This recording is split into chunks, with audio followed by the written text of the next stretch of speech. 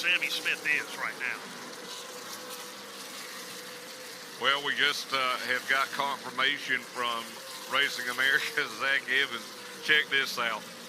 Derek Thorne has broken Eddie Mercer's lap leader record here in the Snowball Derby. It's impressive. It's amazing. That's an all-time mark. That's not something all-time. that happened this week, this month, or this year. That is all-time, and we've got caution on the speedway.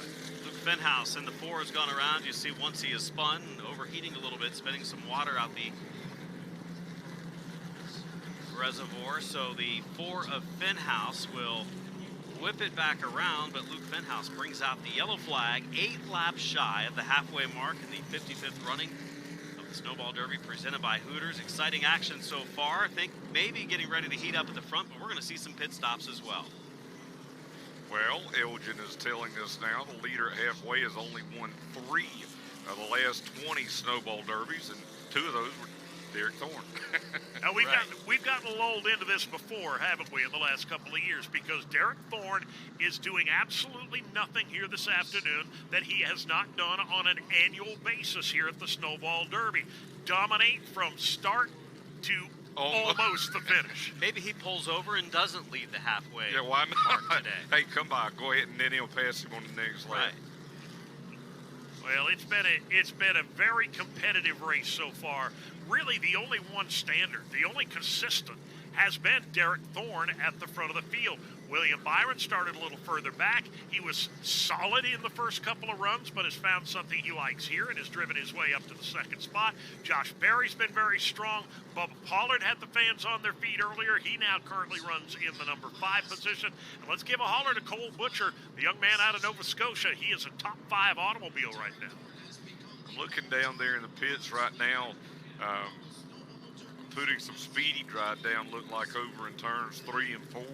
But there is some activity in the pits here, and I wonder if Derek Thorne in the better part of this field might come back in and make another pit stop here. That was a long green flag run. That was about as long as the one we saw earlier in the race, in which they all came to the pits. So I would for sure see and expect to see cars come to the pits. First time we saw Derek Thorne change left side tires, would expect it's time to now put right sides on that car.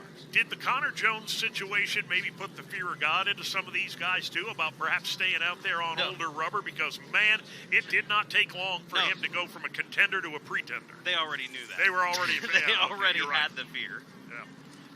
Well, and now Marcus Richmond knows it too. Yeah. Here they come. William Byron is in the 24. There's Derek Thorne in the 43. He has been the dominator this afternoon. He'll come down to pit road. Looks like it can put some fuel in the machine, and they're looking at the left side tires. Left side tires again for the 43. Now, he's made just one pit stop, correct? Yes, but you know what I will say, with super late models, all the weight is on the left side. There is no weight on the right side. You put more pressure on the left rear than you do on the right rear.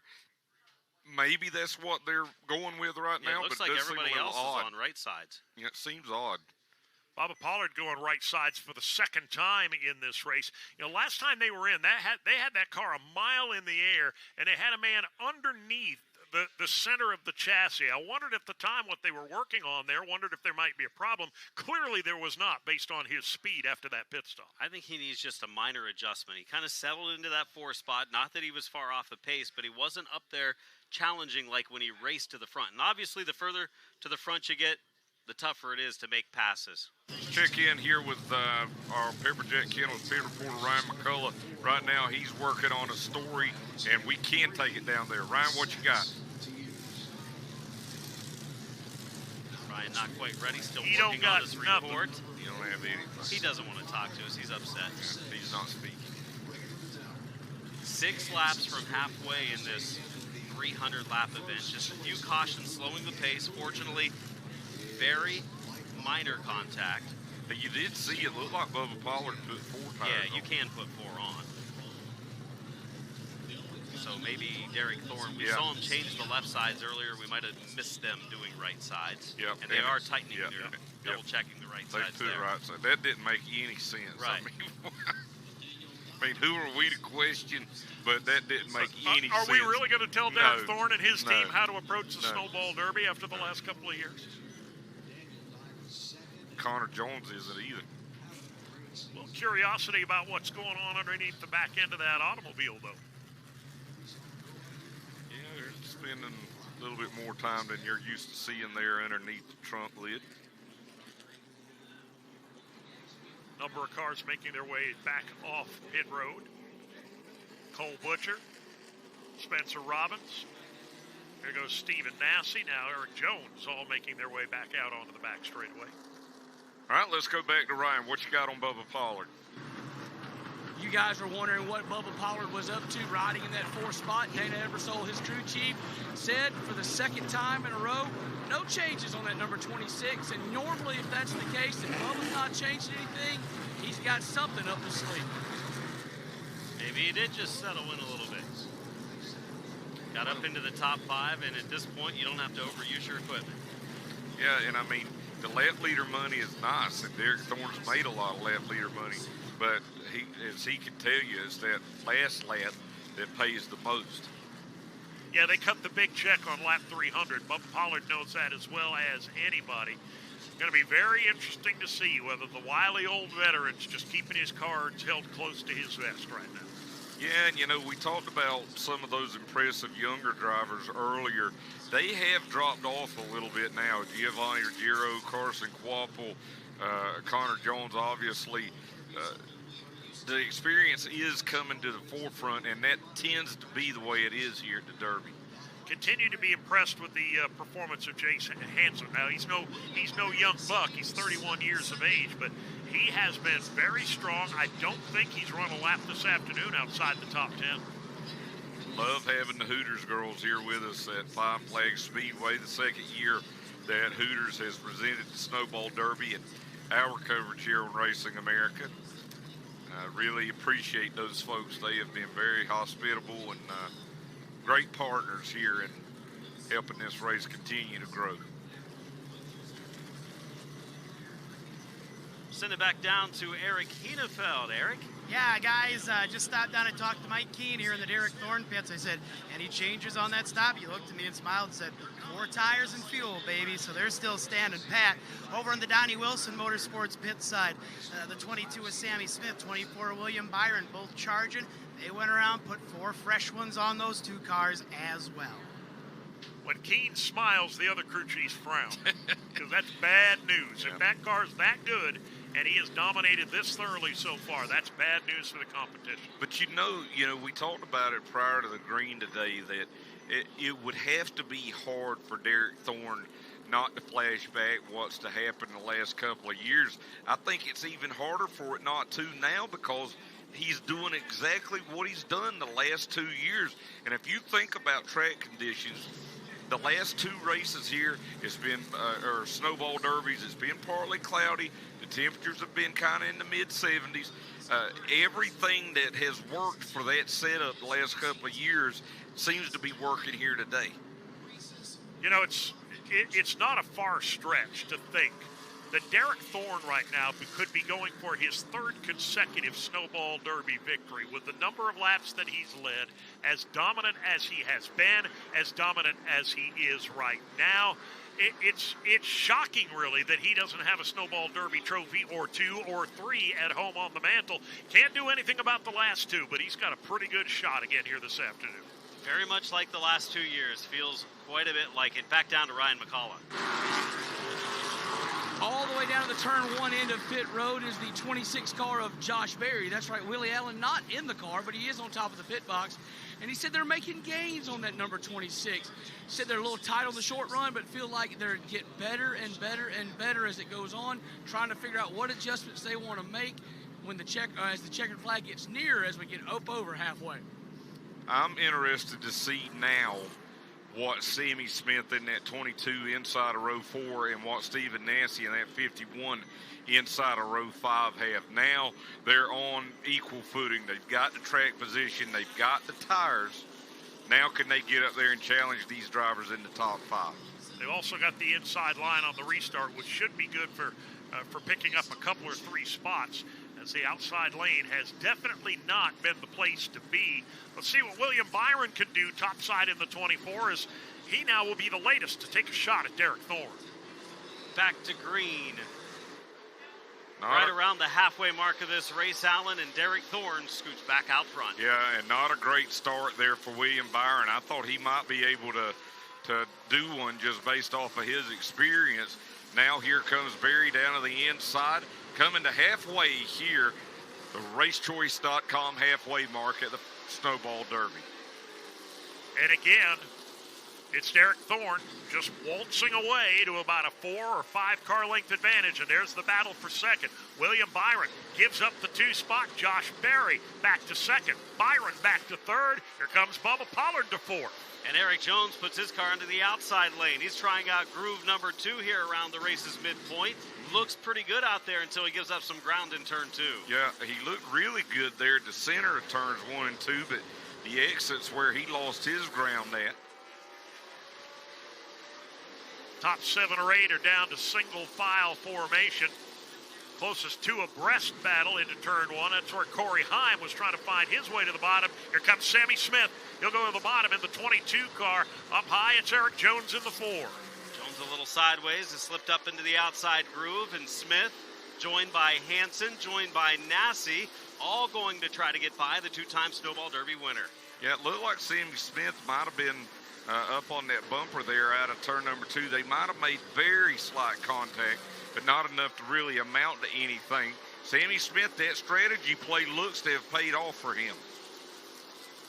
Now here's Jace Hansen in the 08 car trying to fill the hole to the inside of Eric Jones. Can't get it done. Jones will slide down across the nose and hang on to the position, at least for the moment. Jones is struggling a little bit right now, trying to keep it on the bottom, keep his momentum up. It's not working. Hansen had an opportunity, didn't quite fill it. We'll see if he's able to. He wiggles there, might open up things for Stephen Nassi, who follows in tow. He runs 9. Jace Hansen again down a little bit on the apron there. It looks like that kicked his car sideways.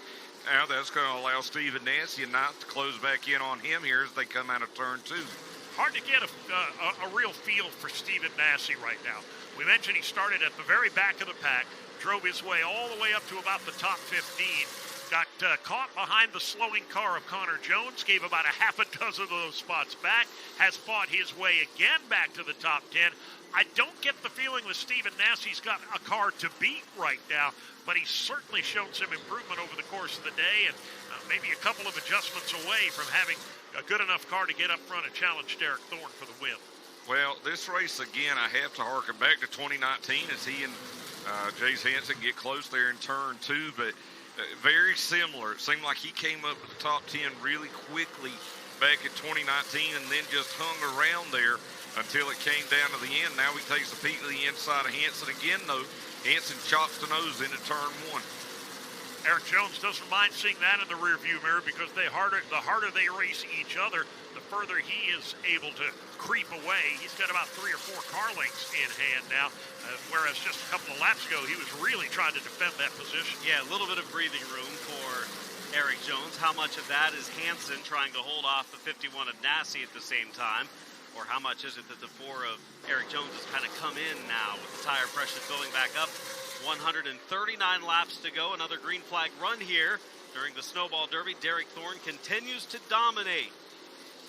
It seems to me that a guy like Stephen Nassi and some of these cars that are running well are kind of taking what the track gives them. They just stay there. They stay back in behind their competition. And then just like here, Jace Hansen slips up, opens up the door. Now he tries to get down in front of Corey Heim. Heim forces the issue. He'll move to the inside into turn 3. And now there's a freight train lined up to the left elbow of Jace Hansen.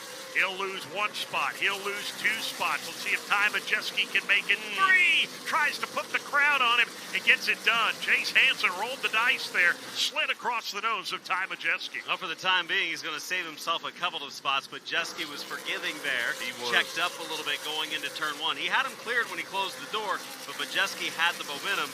Fortunately for Hansen, he checked up. Yeah, Majeski cut him a big break there. Those breaks will be fewer and farther between those as we continue to knock these laps down. Now a battle back behind these cars a little bit further back. Ryan Luza, he's gotten back on the lead lap, but Casey Roderick able to take 13th. Roderick will drive underneath him. Right in front of them, here comes Ty Majeski on the attack again. And this time, I don't think Chase Hansen's going to have any defense to be played. He'll have to give up that spot to Ty Majeski. Sammy Smith, low side. Bubba Pollard, high side. Smith will move into the fifth spot rather, as Bubba Pollard drops out of the top 5. They made no adjustments last time. Seemed happy with his car, said Ryan, but he falls out of the top 5. We'll see if the next time they come to the pits, it's time to adjust. We kind of had some overcast conditions come in since the start of this race. Really started hot and sunny, and conditions now are overcast. Back behind them, Stephen Nassy, he's caught the car of Eric Jones. That'll be the next battle. Now Matt Craig continuing to drop back a little bit here into 54, as that'll allows the car of Derek Kraus to get around him, albeit Derek Kraus is a lap down. It's not like any of the three of us needed any convincing about how good Derek Thorne was again today here at the Snowball Derby. But when you watch what he has done, and he just continues to do it over and over and over, drives away on the restart, gets out there somewhere between 4 and 5 tenths of a second of a lead, and just flips that thing into autopilot and just begins logging laps. He gets far enough away that nobody can bother him and just rides. He has been so good over these last 3 or 4 years, and a car that's really good right now is Stephen Nassy. He's moved from 36th, final starting spot. He just gets by Eric Jones. He's up to 7th. Jones has got a handful right now. Take what the track gives you, and you stay there, and you keep up with it. And as the cars around you drop off, pick them off one by one. What Stephen Nassy's doing, what Hunter Robbins is doing too, to a certain extent. That's the best run right now he's had all day in that 18 car. Right now he rides a 9. And he is all over the back bumper of Eric Jones. I think Eric's holding him up right now. Hunter Robbins may have to get a little bit more aggressive if he can't find room to the inside, because he's got Corey Heim closing in on the back door right now. That's a good 3-car battle for position at the tail end of the top 10. Hunter Robbins, the 2022 Southern Super Series champion this year in that 18 car, carrying those familiar colors for 1977 winner Ronnie Sanders. Eric Jones followed closely by Robbins. Robbins, former pole sitter of this race, kind of liked his chances today. I think he felt pretty confident despite starting from the 20th position. Moved forward some, looking to do a little more. He's inside the top 10, running 9th, trying for 8th. I think he might be getting a little frustrated right now because he's been peaking low, trying to make the move to the inside of Eric Jones. Jones, though, just good enough corner exit to keep him in the rearview mirror, at least for now. Yeah, and more as we go here, Hunter Robbins is going to lose patience, and I think Eric Jones got a little swirly that time out of turn 4 and said, go ahead, man, I don't have anything for you right now. May lose a couple of spots here. Will Eric Jones in the 4, because here comes Corey Heim back to the bottom. Heim in the 21 machine, and he's got Ty Majeski beginning to close in as well, so a little bit of a problem for Eric Jones as he's trapped up high in the 4. Ty Majeski would love to close in, get close to that top 5, which he hasn't been yet. He was just inside the top 10 earlier in the race, then faded back again. He's not been able to get up there and compete. Looked like it was a little bit free on exit of turn 4 there, but he's about to make a move on Eric Jones. In fact, moves over, contact, big contact. Turn 2, Majeski and Jones, and the back end of Jones' car is destroyed. Peeled it like a banana coming off turn number 2. Everything from the rear window back, now just blowing in the breeze. Ty Majeski's got damage on the right front corner of that machine. I'll tell you what, that was very nearly a disaster. It could have been a whole lot worse as those two got together. Man, Eric Jones is reduced to about a half a race car. PFC breaks, yellow flag, back out again, and that's a very, very rare mistake, I think, from Ty Majeski. You did not see that from Ty Majeski, and I think he tried to time it to get that run out of turn number 2, and he just mistimed it, ended up making the contact, which caused this issue. Eric Jones is going to obviously head to pit road. Ty Majeski remains on the racetrack. I don't know if there's any way that they can keep going with that race car. Even if they can find a way, the fuel filler, you can see that's just flapping in the breeze right now. I don't have any idea what they'd be able to do about that. Obviously, some safety concerns there as well. It looked like he was in a barrel roll type wreck, as bad as that car is destroyed. And All it was, Majeski got up onto the left rear, and I think it pushed the body down perhaps on the tire, and it ripped the whole back end off of the car. Back down to you, Eric. Well, he's going to take that car back behind the wall. End of the afternoon. Boy, what a frustrating end for Eric Jones. And quite honestly, I'm surprised that the damage on the Ty Majeski machine is not a whole lot worse than it is. Let's see what happened as they went off here to turn one. Well, see, Majeski is down as low as he can get, and I think he thinks he can get underneath him right there, and I believe that's just a combination of, I do think he tried to force the issue, but I do believe Jones crowded him just a little bit there too. It's hard to, I mean, at the end of the day, it's racing. You know, neither of these guys intended for this to happen. He got that original little contact, and he thought that the 4 was going to push up higher than he did, and he made that second run to pull alongside, and the door didn't open like he thought it was going to, and it was all over.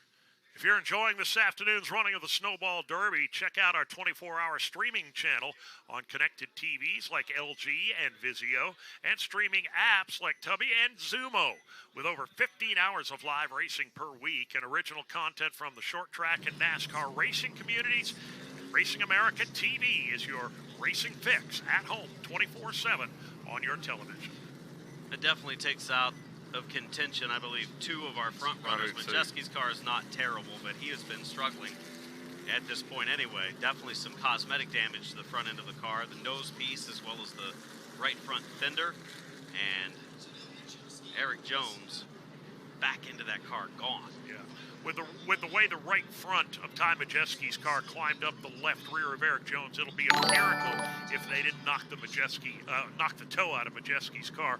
I'm virtually guaranteeing that those right front tires are not pointing in the same direction any longer. No, and, you know, yeah, this racetrack's a half mile, but if you don't think aero plays a huge factor here, we've talked to a lot of drivers, talked to Derek Thorne before, and they'll tell you they want to get out front, they want to get that clean air on the nose. Not as big a factor maybe as a track, you know, a mile or bigger, but it's still a factor. Derek Thorne, Josh Berry, William Byron, the top 3. Back downstairs to Ryan, who is with Eric Jones. Yeah, Eric, this is a mangled race car. What happened over in turn 2? Ty got us and ran us over. I don't know what else to say. I mean, he ran us down, got us, ran in the back of me, and floored it. I don't want to say a lot because I got a lot I could say, but that's pretty poor racing. 181 laps in the race, destroy a race car. Ty has respect. He's better than that. Knows he's better than that, and it's just what do you say? I'm not upset. I'm just disappointed. It's disappointing. That's called choosing your words carefully. Yeah, and we appreciate that. That's called visibly biting your tongue as well, I think.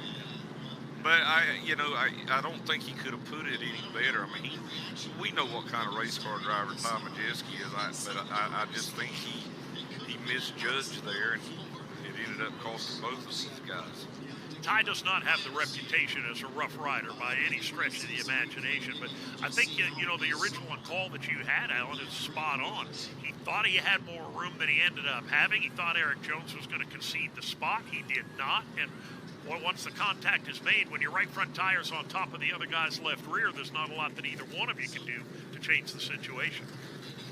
No, and you know, with these kind of bodies on these race cars, you know, they're going to crumple, and when they crumple, when you're tire to tire like that, that's the right front tire riding up on the left rear tire of Eric Jones's car. That's the reason that it tore all the body work off the rear there.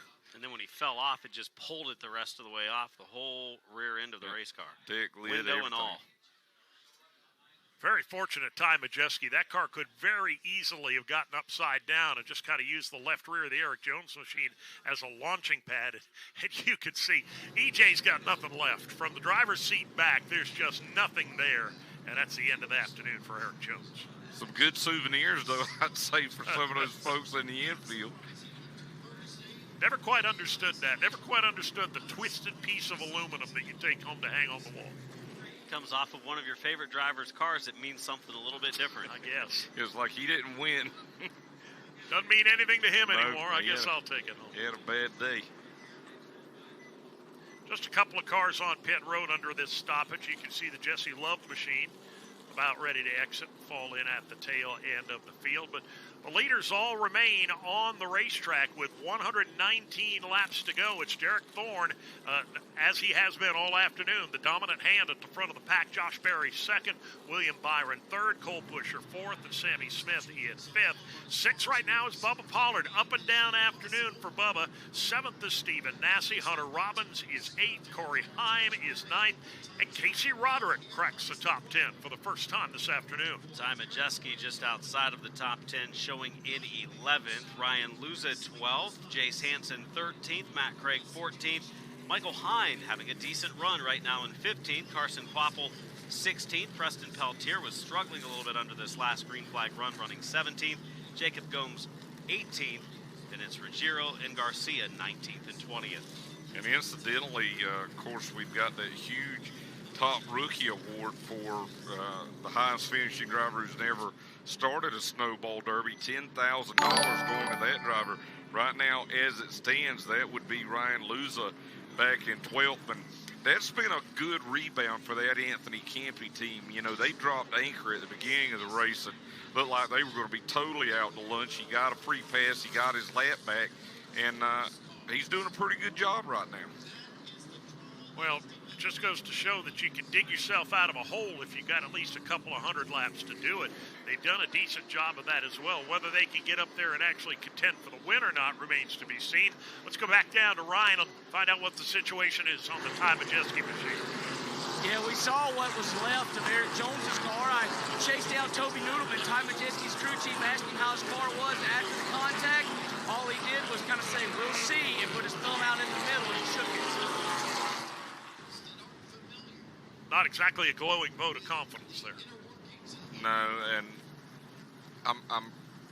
it's kind of strange to me that they didn't come into the pits, and you know, even if they didn't want to change tires, like you said, Dave, you got to think that the toe is not correct on that car.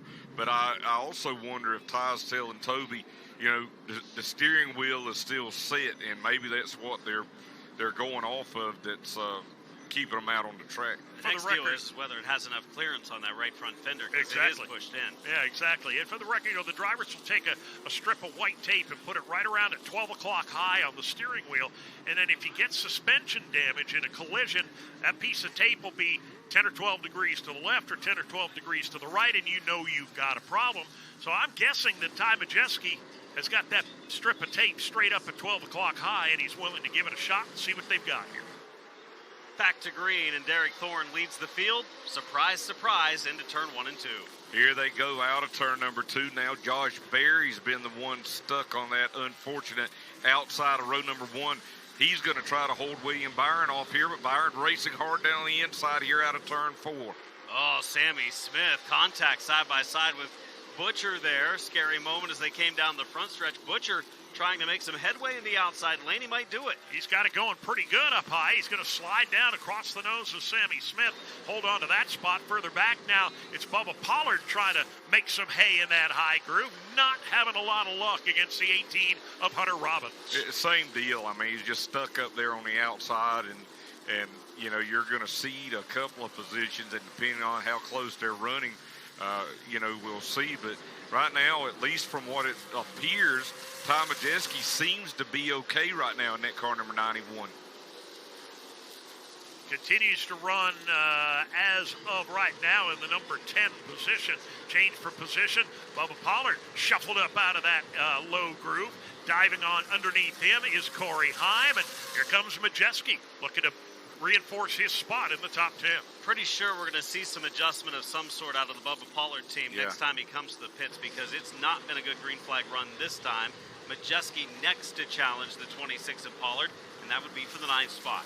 Track conditions continuing to change as well. We went from sun 20 laps ago to shade 10 laps ago. Now the sun's out at the turn 1 and 2 end, and we're in shade in 3 and 4. Tough to get a handle on this racetrack right now. I was going to say Preston Peltier's the one that's had a hard time. Up and down day raced from deep in the field, kind of got up close to the top 10, and now he's struggling again up in that outside lane, lower right of the screen. And we saw Noah Gregson there in the 30. He lost a lap early, continuing to struggle with his car over on the, or struggled to get that lap back, I should say. I think the car's running better. Up on the upper left, watching the battle for second. Josh Berry again racing here with William Byron as they go out of turn 2. Racing for second place, or perhaps this might better be stated, best in class right now behind Derek Thorne. Here they come down out of turn number 4, and Josh Berry's got that spot. Let's see if Cole Butcher can capitalize. He'll take the 53 to the low line on William Byron. 3 Donnie Wilson Motorsports cars there, the 24 of William Byron, the 53 of Cole Butcher. And remember that 22 car, Sammy Smith, that's the chassis that, I said Chandler Smith. That's actually the chassis that Chandler Smith drove last year to the win of the Snowball Derby. That's the 22 of Sammy Smith. Sammy trying to force his way underneath the William Byron machine. William was able to shoehorn his way back into that low line. That will keep him in position number 4. Yeah, just 5 laps away from 100 laps to go, and then all bets are off. Anybody that wants a chance to race for a win will start to step up the pace a little bit. You want to put yourself in the top 10, maybe the top 5 by that point of the race. If you're up there, you got a chance to compete. Find yourself mid-pack right now, you could be in trouble. The supporting players have changed this year, but the name on the marquee is the same as it has been for the last 2 years.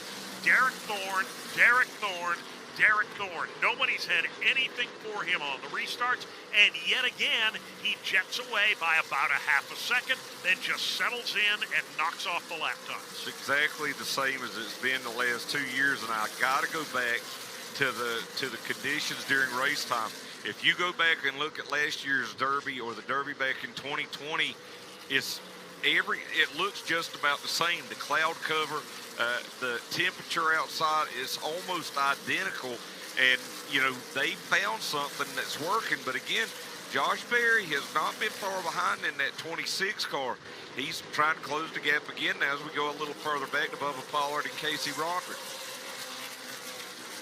Pollard has now fallen out of the top 10. Casey Roderick has moved into the top 10 positions. You were talking about Derek Thorne.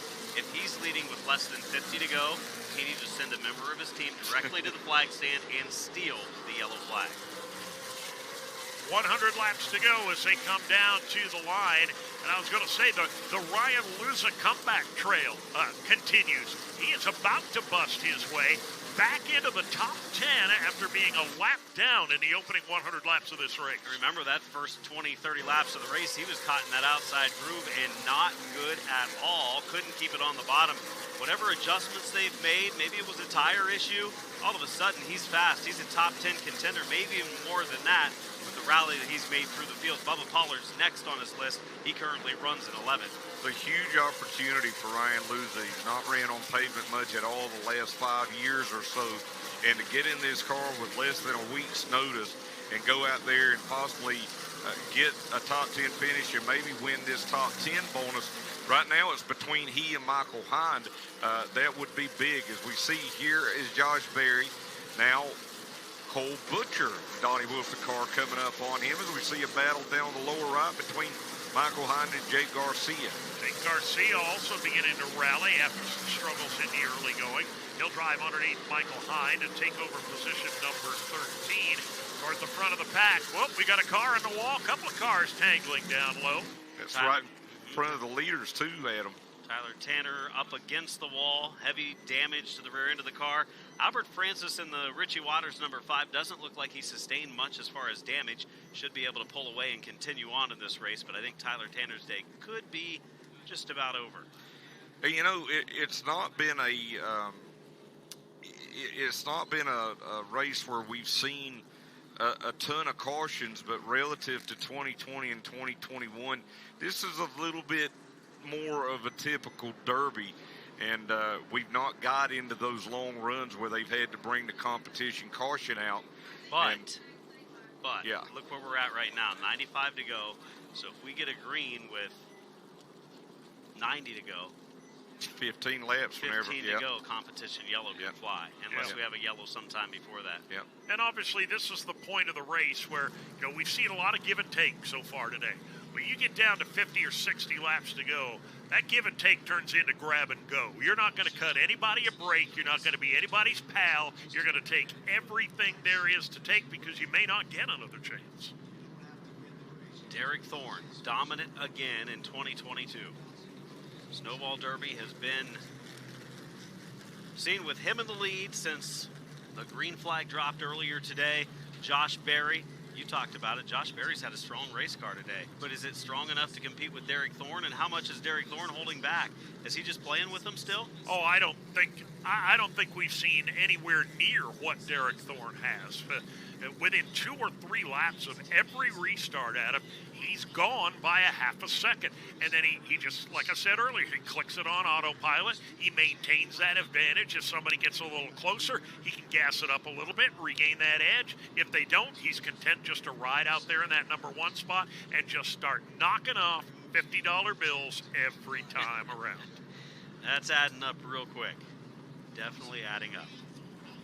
No comp cautions after lap 290, but again, all depends on when this falls. 75 laps. I think we're going to have the possibility to see one more because the next one, even if it was, and Bubba Pollard does come to the pits. We thought that he might be coming to the pits to make an adjustment. He was struggling during that green flag run. Checking the pressures on the left front. Going to change the right front tire. 100 laps ago, it looked like Bubba Pollard might have car enough to contend for the victory. He has since slipped back to the tail end of the top 10 or even outside the top 10. So looks like another set of right side tires going on board and petroleum in the tank for Bubba Pollard. Yeah, definitely needs some work. There's Matt Craig's 54 car. Left sides perhaps being changed on the Craig machine, yes.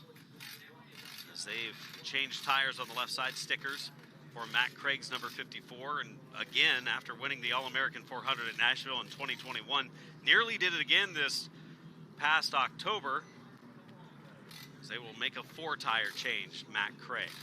The afternoon has kind of gotten away from them a little bit. In the first 100 laps or so, he was a very solid 4th or 5th place car. Now he has fallen all the way down, well outside the top 10. He is being shown 19th on the scoring pylon right now. Yeah, you're right. He was very good early. I mentioned him when he was running in the 3rd position over the first 50 to 75 laps, and kind of was quiet while running in 3rd. Then all of a sudden we saw him start to fall back through the field. Trying to rally, put himself in position over the last 100 to contend for perhaps his first Snowball Derby victory, but he's got his work cut out for him. So does, 34 other of the starters, because Derek Thorne, again, is the one to beat. Who can be there? 2 years ago, Ty Majeski. Last year, Chandler Smith. This year, will someone be there at the end to challenge Derek Thorne? Well, for Derek Thorne, it's been a pretty good afternoon already. By my rough count, 206 laps complete times $50 a lap. He's over $10,300 in lap money alone. And I think the only other person that led some laps was his teammate under that one yellow flag, Connor Jones. And I believe it was only a few laps that he led. So take $150 or so off. I think he could spare it right now. Probably got that in the cushions of his couch based on the amount of money that he's racked up in lap leader bonuses so far. The Visit Pensacola bonus going to the highest rookie in today's race, a bonus of $10,000, which is big. 9 rookies were in the field today, including Connor Jones, who hasn't had the day he was looking for, Carson Quappel, Gio Ruggiero, Jacob Gomes, Ryan Luza, who's putting his name in the hat for a possible $10,000 bonus, Dustin Smith, Albert Francis, Blaine Rocha, Tyler Tanner, as well as Michael Hind and Michael House. I think Ryan Luza in that 18 going to be the one that we're keeping an eye on for that bonus. Running 12th right now. He's got a pretty good advantage over the other freshman campaigners, if you will. 94 laps remaining in what has been, again this year, a Derek Thorne benefit party at the front of the pack. Well, we knew this was coming, and it's official now that Derek Thorne posted earlier today. This is the final race for he and Campbell Motorsports. They've been together for the better part of a decade, and the Campbell family taking a step back. And That's why you're going to see Derek and Connor Jones more with that team of Marcus Richmond in 2023. Noah Gregson getting the free pass there, moving to the front of the field. He'll go around and get a lap back. Yeah, what a run that they've had. SRL championships, dominant efforts in that series where we've seen them win, I think, all but one race in one of the years, and then comes here the last 3 or 4 years and so dominant, yet to win. And boy, today being the last race, if they could go out with a victory, that would be huge. As if there's not enough motivation for Derek Thorne. It's been a heck of a combination. I mean, it's really been unbelievable.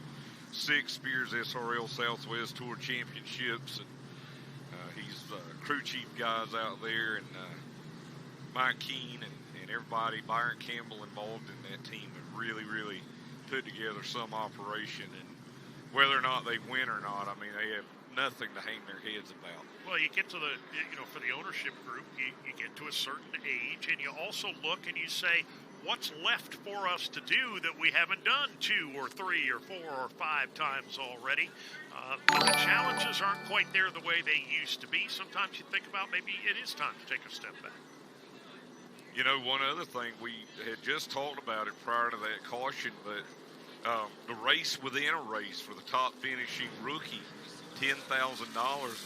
It's a good one right now. You know, you got Ryan Luza there in position there, as well as Michael Hine. They've been battling right there in the top, 15 or so, as we go back down to one of our PFC Breaks pit reporters. Eric, what you got? Well, Alan, you're talking about Derek Thorne, you guys, and everything he has done and what's left to do. His story is quite amazing. Of course, he got started at a very young age in his teenage years. Ran the old ASA Crate Series, went to Wisconsin. That deal kind of fell through. About 12, 14 years ago, he was driving a cement truck up in southern Wisconsin.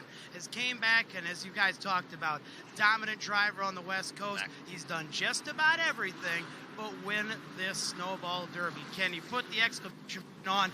It's almost like it's destiny today, the way this is going.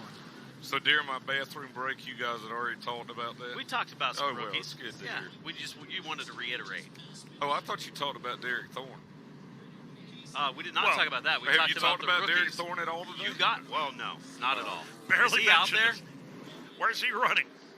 I missed a lot. I had to take a break to the little boys' pit stop, Safety lights are out. Next time by, we'll turn him loose again. I'm, with all due respect to Josh Berry, I'm going to make a prediction here that Derek Thorne is a car length ahead by the time they hit turn 2 and a half a second ahead within 5 laps. We've seen that before. Well, I think you could be right here with 90 laps to go. We talked about race 1 to lap 150 and then the race to lap 300. Well, we're in the middle of that race now. Everybody we've seen make their way up to the top, as we see Hunter Robbins, he spun those tires really bad on the restart, and he just about clipped Ty Majeski there. They've been able to straighten it out, though, and continue on. As predicted, Derek Thorne away by a car length. Now make it 2 over Josh Berry, who rides in the second spot. Old Busher rides in the number 3 position as they make their way to the backstretch. Sammy Smith peeking to the inside of William Byron, heading to turn 3. Smith has had a good race car since they made that one pit stop. They took tires when everyone else didn't. He rallied through the field, got on a little bit of a different cycle. Now it's probably evened out as they made pit stops since then, and he's going to pick up another position from his teammate. Up to 4th comes Sammy Smith. Well, it has cycled out. They're on the same strategy now as everybody else, and that was a really bold move by Bon Suss and that Donnie Wilson Motorsports team to do that. And you don't always see it pay off. It worked out perfectly for them. And again, Stephen Nassy now on the verge of breaking into the top 5 there in the 51 car. Looking to push his way underneath the 24 of William Byron. Byron able to shut the barn door before he could get there. Stephen Nassy, though, still working as they work their way off turn 2 to the back straightaway. He'll look down low. Here comes Stephen Nassy for a spot in the top 5. Into the top 5 for the first time today. The driver from Pinellas Park, Florida, Stephen Nassy, crosses the line in 5th. William Byron having a hard time keeping his car on the bottom lane right now. Jake Garcia is showing a little strength here, late stage of the race. Garcia to the inside lane. He will bypass William Byron. Now here comes Ty Majeski. No worse the wear for that tangle earlier on with Eric Jones. He storms to the bottom of the racetrack. William Byron now has thrown out the anchor in that high groove. What's weird to me is how these cars, especially after restarts, we saw it with Bubba Pollard too. It's like you flip a light switch and then they have some sort of issue that causes them, to start dropping back. And I don't know if it's the tires going through a heat cycle or what it is, but it would appear that way. Now we need to look at this 35 of Jake Garcia's, Hunter Robbins, and Byron make contact there on the back stretch. Jake Garcia is fast. We saw him get around Stephen Nasse there. Ty Majeski also not running all that badly. Best run he's had all day, 7th position for Majeski. Well, we said if anybody could figure it out, it would be Ty Majeski and Toby Noodleman. And who knows, maybe that contact with Eric Jones was just what they needed because the cars seem to really run great since then. William Byron just trying to stop the bleeding right here, but it doesn't look like that's going to happen as he's in danger of losing another spot now. Flying Ryan Luza down to the inside. He'll take another spot away into turn 3. See if Byron has the opening. He can get to the bottom, but will be able to keep the car there. Yeah. Corey Heim is closed quickly, peeking to the inside already, and obviously Byron does get to the bottom, but I don't think he'll be able to hold off Heim very long. Yeah, I don't think it's going to matter. It looks like he's just totally lost the handle on that car number 24 right now. We went to green on this restart with 89 laps to go, which would mean the final competition yellow could come with 14 laps to go, and Derek Thorne's got to be shaking his head about that. Yeah, if I was him, I would be hoping for an earlier yellow. I'd be hoping for your earlier. I'd be hoping for one down about 7 laps.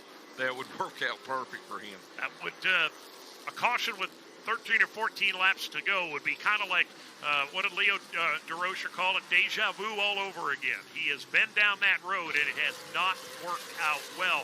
Ryan Luza continues to surge forward. He wins the battle of the 8 teams there, takes a spot away from Hunter Robbins. Ryan Luza now up to position number 8. Bubba Pollard trying to rally after making the pit stop for tire change. Last time he went to the pits to the inside of Casey Roderick. That's for the 12th position, so Bubba's rallied almost to where he was before the last round of pit stops when he came in.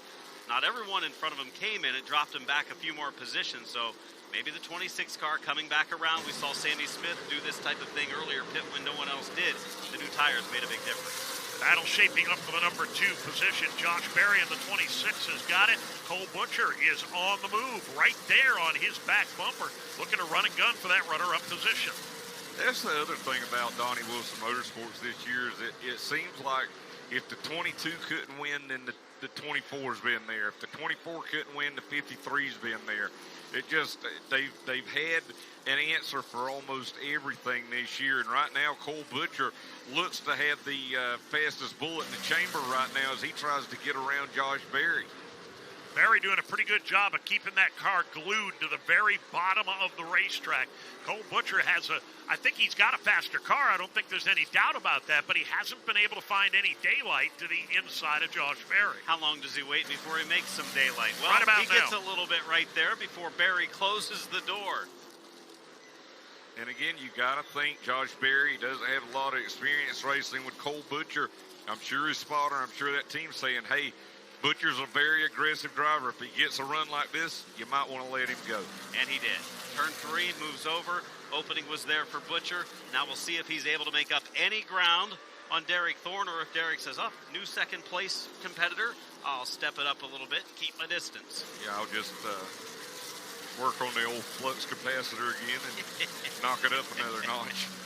Cole Butcher, the Oxford 250 champion, looking to double down by winning the Snowball Derby, but he's got some work to do, and he's got a guy named Derek Thorne up there that's not at all interested in seeing how that story plays out. One of the best cars right now is that of Jake Garcia, the 35. We saw him get around Nasse, move into the top 5.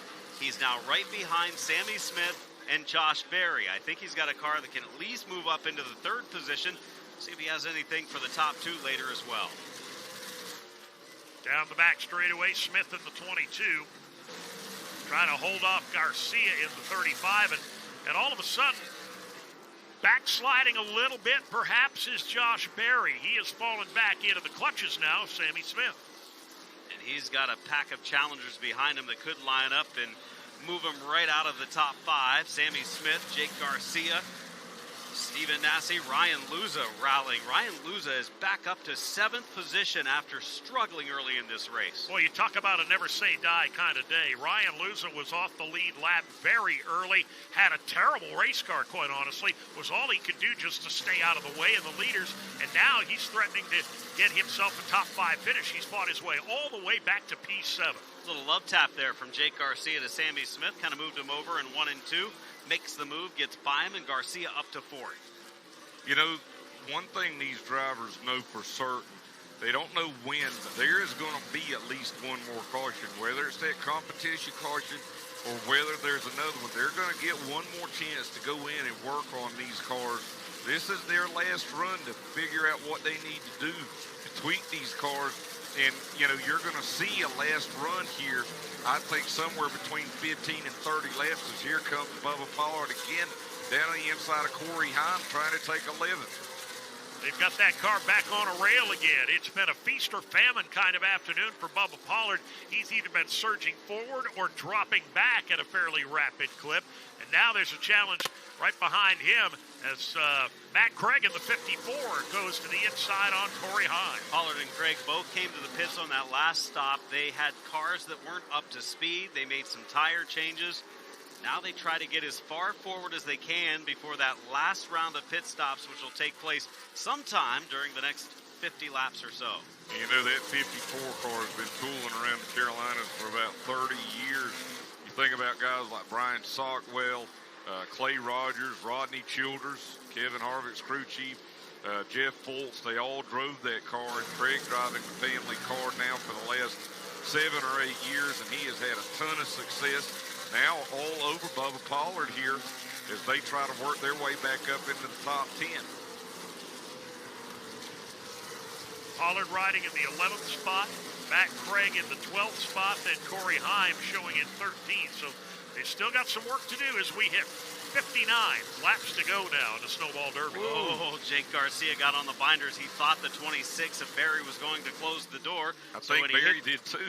And when he hit the brakes, he nearly spun his car out. Here comes Sammy Smith challenging Barry as well, but Jake Garcia is now up to 3rd. Oh, Sammy Smith gave Josh Berry a little bit of the how do you do coming off turn number 4. Just moved him up the racetrack, drives on by. Josh Berry now beginning to backslide. He's back to 4th place. And this is the first time we've seen his car look like it wasn't handling great. You know, he and Derek Thorne, it seemed like those two cars have pretty consistently been able to stay on track, but now looks like Barry might be struggling just a little bit. Just doesn't matter who's riding in second. Derek Thorne is 4 to 5 to 6 tenths of a second better. He is as good as he wants to be this afternoon, and we talked about it a little bit a few minutes ago. I just don't think we've even seen everything that Derek Thorne has left. I don't either. Not much can ruin his day except the caution that would fall at the wrong time. And if it goes all the way to 14 laps to go, before we get that caution, it could be the wrong time. But he's been excellent today on short runs. It's just a matter of not letting anyone get to his bumper on a restart. I know he's been pretty good on long runs and medium runs and everything in between.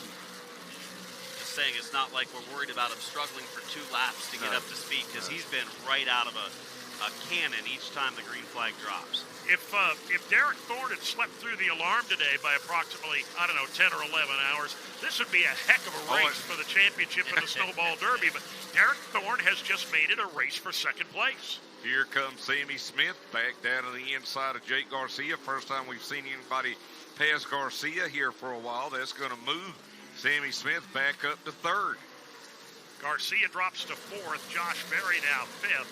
Steven Nasse is just kind of stabilized in that number 6 position. Then Ryan Luza, Ty Majeski, William Byron, and Hunter Robbins, the top 10. Bubba Pollard shows an 11th. We saw Matt Craig following him. He still runs 12th. Corey Heim in 13th. Casey Roderick and Jacob Gomes having a nice day, really.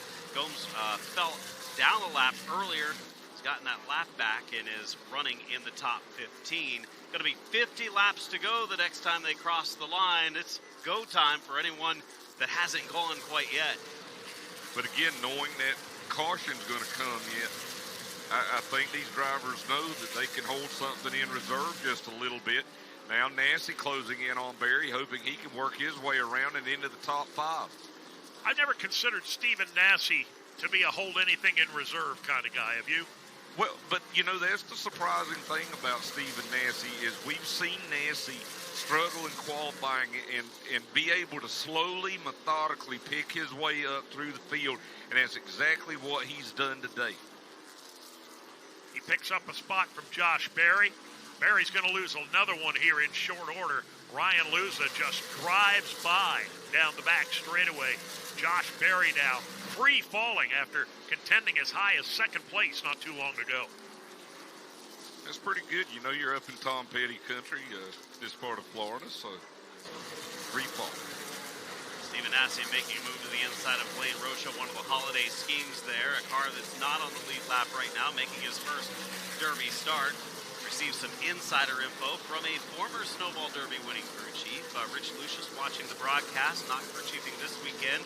And he says the 26 of Pollard and 54 of Craig, because of those last round of pit stops, are probably out of tires. Yeah, and that was the gamble. But at some point, you got to stop the bleeding. As here comes Derek Thorne again, back in behind the 30 car. Noah Gregson, he lost a lap earlier. Michael Hind, he's on the lead lap right now, but in danger of going a lap down. Derek Thorne has the time and the space to be patient, allow Noah Gregson to make his way past the Michael Hind machine. Now he'll go to work on Gregson. Had the competition been a little closer in the rearview mirror, there's Cole Butcher, that fourth car in line in the black number 53. That's the second place automobile. And now Derek Thorne has to turn up the heat a little bit on Noah Gregson. Noah Gregson running 18th. That leaves us with 17 drivers on the lead lap. Gregson took advantage of a free pass on a recent yellow flag. All right, so make the mental note of how close Cole Butcher is right now and see if Derek Thorne can do anything about it. He gets a good run off the bottom of turn number 3 and immediately reestablishes 2 more car lengths to that lead.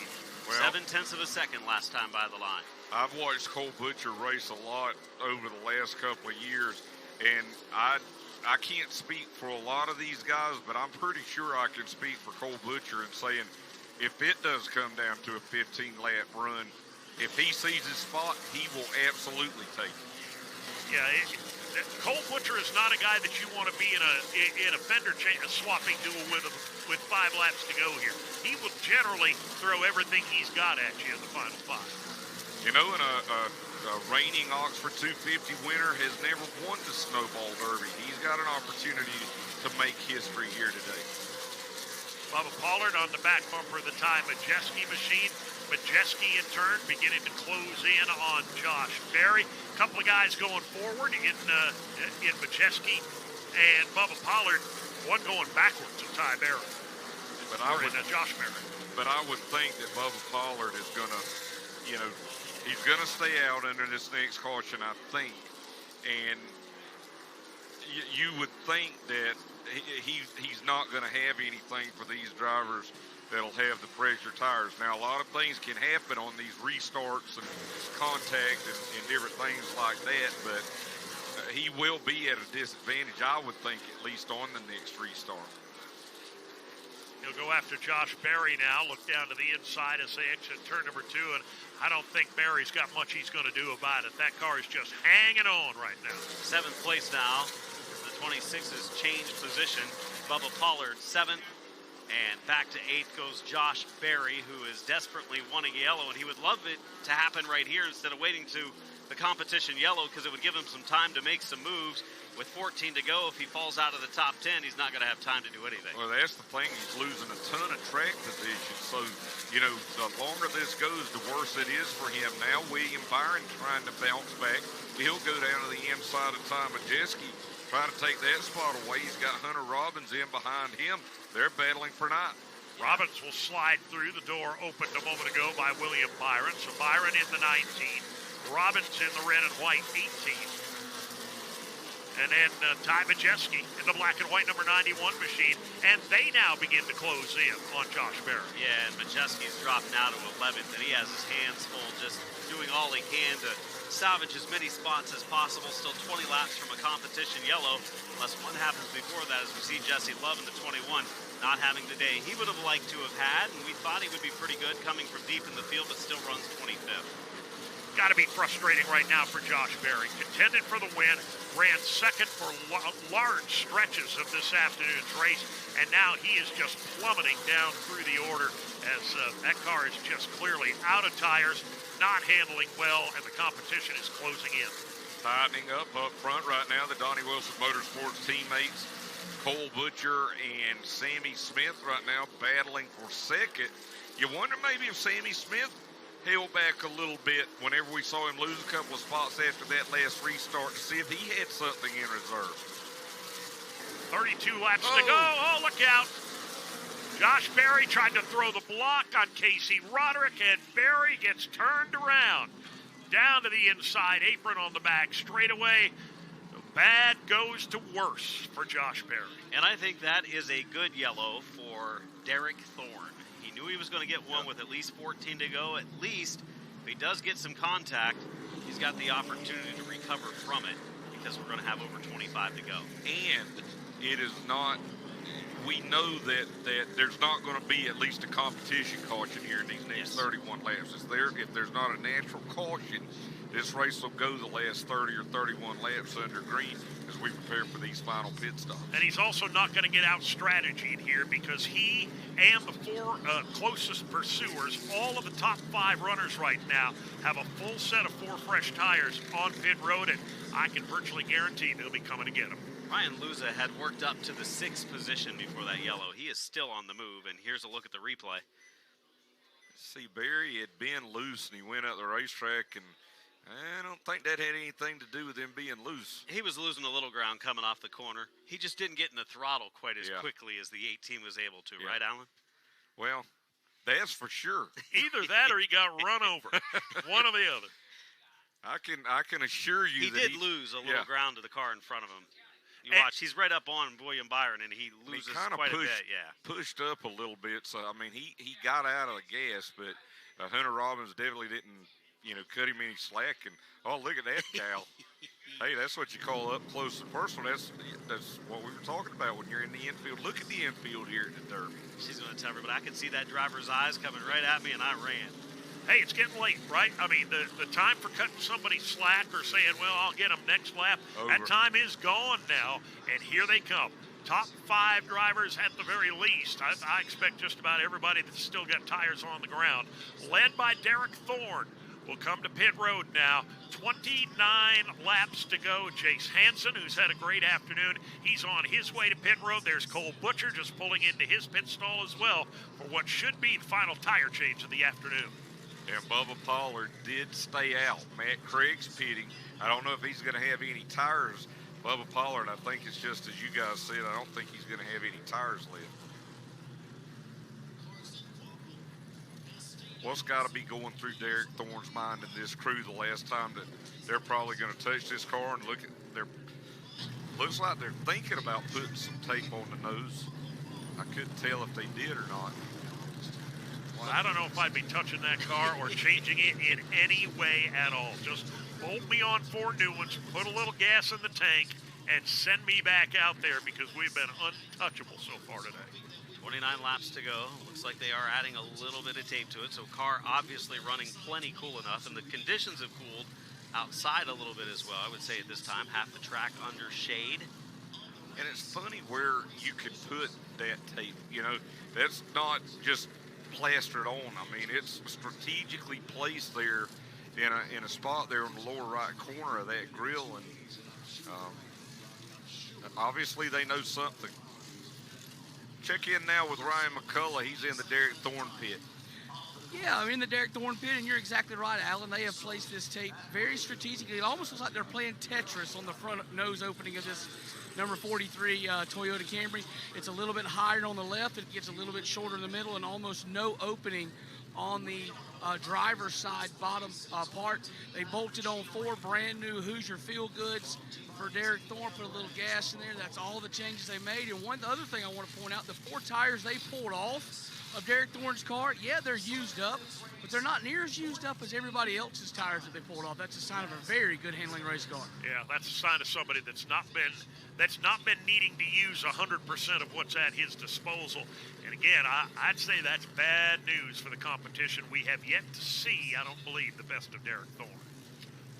Well, we're about to find out. As don't forget a guy like Ryan losing that 18 car. He was really coming on strong during that last segment.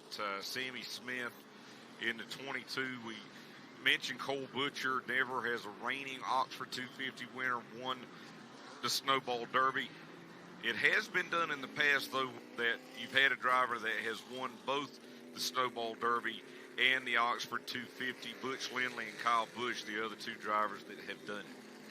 Ryan Luza, around lap 100 to lap 120, was running in the 22nd and 23rd position. And he has rallied, come back from a lap down, and is challenging for a top 5, if not more. And you know what? Luza could be a winner. Good one. Well done. I have no words. Well Sorry. done. Yeah. I know Mel's laughing down in the truck. Let's go to Eric Henefeld and the Donnie Wilson pits. Yeah, we just down talking to both Donnie Wilson, who's on the pit box for Cole Butcher, and Bon Suss on the box for Sammy Smith. On the 53 car side, Donnie Wilson says, just put tires on it. They put a little tape on the front, and they sent him out. I leaned up to Bon Suss. I said, make any changes? He looked at me and said, we threw a lot of stuff at it. It's the end of the race. We got to make it go. So they really threw the kitchen sink at the 22. We'll see if those 2 Donnie Wilson cars who sit 2nd and 3rd can make a challenge at the 43 Thorne. So for the first time today, Derek Thorne is going to find himself in a very unique position. He's going to have to pass somebody. And there hadn't been a lot of that, obviously, today. He has led just about flag to flag. Boy, if he can pull this one off, he is going to make a very nice winner's check. He has led virtually every lap all afternoon long. I'm trying to see here on Carson Quapple if he's on the lead lap. He is on the lead lap, so that is very fortunate, I think, for Derek Thorne, because he's going to be able to start inside of row number 2. If he started on the outside, you're not only having to worry about not spinning the tires yourself, but having to worry about Carson Quapple not spinning tires. We know he's got old tires on that car right now, so it's going to be a problem on at least the takeoff for him. And when you start on that outside lane, you are to some degree at least at the mercy of the guy to your left elbow that can use as much racetrack as he feels confident or necessary to use. So at least now for Derek Thorne, he'll restart on the bottom. It'll be Bubba Pollard and Carson Quapple 1 and 2 side by side in row 1. Thorne and Cole Butcher inside and out in row 2. Sammy Smith and Jake Garcia in row 3. Then Stephen Nasse, Ryan Luza, William Byron, and Ty Majeski, the top 10. And right now, Carson Quapple would be the driver that would get the $10,000 bonus money. Again, at least as far as tires go, you would think that Ryan Luza would still be in a better position, but at least as they are right now. Luza will be restarting in the 8th position. Came into the pits in 6th, but Quapple and Pollard staying out has relegated him into 8th. He'll be on the outside lane when they do restart. 27 laps currently to go. Raceface Digital is the place to go to collect, buy, and sell digital racing cards representing the next generation of superstar drivers. Becoming a fan member is easy and it's free. Start growing your collection today at racefacedigital.com. Use invite code RA1 and get on the fast track. Again, I want to thank all of our sponsors who've helped off with this broadcast. Raceface Digital, PFC Brake sponsoring this and the other yellow flags today. Pepperjack Kennel sponsoring our pit reporters, as well as the halfway leader and last lap. And, of course, Hooters, as we see a Bubba Pollard fan up there, ready to see Bubba Pollard get a win. Breaking out my math skills here, which is always suspect. Dave's taking his socks off right Yeah, now. that's right. I know, obviously, Derek Thorne has not led every lap, but he's led darn near most of them, which puts him in the neighborhood of $13,700 in lap leader bonuses alone. Wow. That's a nice victory. That's a nice victory. I don't want to speak for him, but I think he would take a lot less to get a Snowball Derby win, and especially in this situation, his last ride with Campbell Motorsports after all the success that they've had. And knock on wood for him, here's the announcer's jinx. It seems that things has sorted their way in his favor. Again, Carson Quapple on the outside of row 1. That's a big benefit for Derek Thorne to start on the inside. But this is the same Derek Thorne that seemed unbeatable a year ago at this time. It's the same Derek Thorne that seemed untouchable 2 years ago at this time. He's got to get it. He got to get the job done right now. And we heard him pre-race. Remember, an additional $5,000 added to the purse to take it to $35,000 to win. Add that to the lap money. He's in the neighborhood of 50 grand if he can get the job done here. Now you worry a little bit about the older tires in the first row. Does it stack up the field of new tires behind them coming back to the restart? Pace car is in. Here they come. Bubba Pollard down low. Carson Quapple already sideways, spins the tires at the drop of the green flag. Pollard is away. Here comes Thorne to the inside for second. He's looking 3 wide on Bubba Pollard out of 2. Yeah, there's your 3 wide in the inside lane. A chance to make up big ground right here. Up the banking. Look out. Quapple saves it up in the 5th lane. Yeah, Sammy Smith got into Cole Busher, shoved him up into Carson Quapple. Quapple now just gets drop kicked outside the top 12. Those 2 Donnie Wilson Motorsports cars made contact, and again, things could not have worked out more perfect in that scenario than they have so far for Derek Thorne. Now the battle back for 3rd, 4th, and 5th. Cole Butcher in the 53 up to the outside of Stephen Nassy. They're both trying to get up there and challenge Sammy Smith for 3rd. Side by side down the backstretch into 3. Nassy on the inside of the white 51. The black 53 of Cole Busher up high. Nassy's got the spot as Butcher tries to fill the hole. Slides in across the nose of William Byron. Nassy into the 4th position. Butcher back to 5th. Bubba Pollard actually holding his own right now in 2nd. But after we get a few laps on these tires, will he start to fade through the field? 19 laps to go as Byron makes a run to the inside of Butcher. Byron back to 5th. Cole Butcher's hopes for the victory appear to be going by the wayside here. Ryan Luza's in trouble on the front stretch as Jesse Love gets a little bit of a jack up from Matthew Craig. Tough break there for Ryan Luza. I don't know if he made any contact with anything, but in the second half of this race, he's been the odds-on favorite for the $10,000 rookie bonus.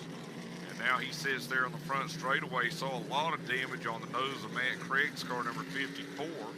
And the caution out now here with 18 laps to go. Ryan Luza has left a goodly portion of that left front fender behind, so pretty clearly there was some contact there, no question about it. Sammy Smith running his best lap times of the day. I don't know if that means he's got anything for Derek Thorne, but it at least means it's going to be interesting. And he's going to be restarting in the 3rd spot when we go back to green, and that's a great spot to be. Pollard's going to be relegated to that outside lane in 2nd, not where he wants to be on old tires. No, Derek Thorne did not want to see that caution because that's going to allow Sammy Smith to make up a lot of ground here on this PSC brakes caution here with just less than 20 laps to go in the Snowball Derby. Take a look here at the replay and see if we can tell what happened. And it looked like Luza was already sideways out of turn number 4, caught Preston Peltier.